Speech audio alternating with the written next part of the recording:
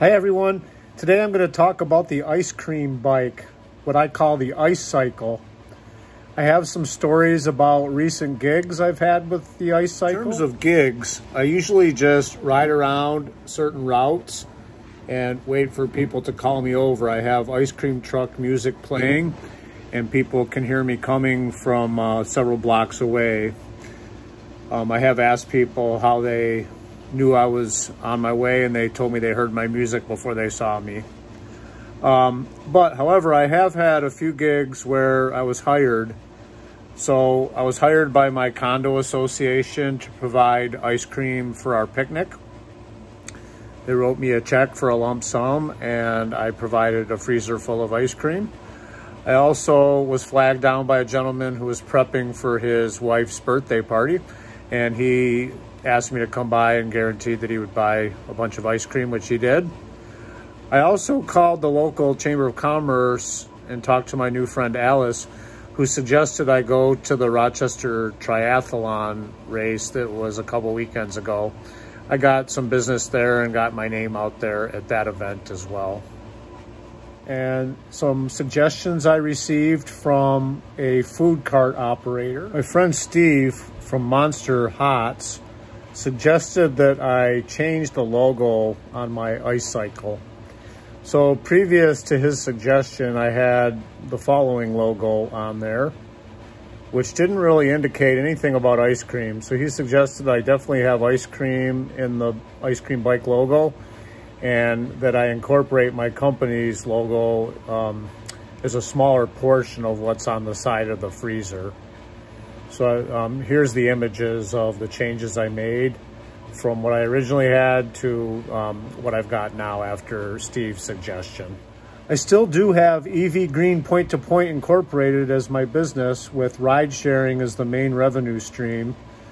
But I have started the ice cream bike, and I want to share with you revenue and profitability in terms of ice cream only. In terms of ice cream only, I've spent $919 on ice cream since I started at the end of July with the ice cream bike. I have generated $2,051 in revenue for a total profit of $1,132.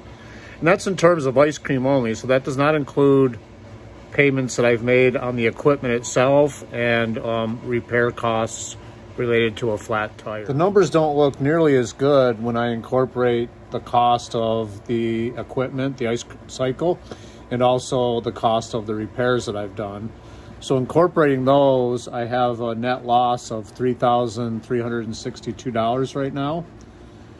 But knowing that in a short season where I started late, that I generated $1,132 in ice cream profits, I am confident that the equipment costs will be paid off by the middle of next season, and I will be in the profit zone with the ice cream revenue.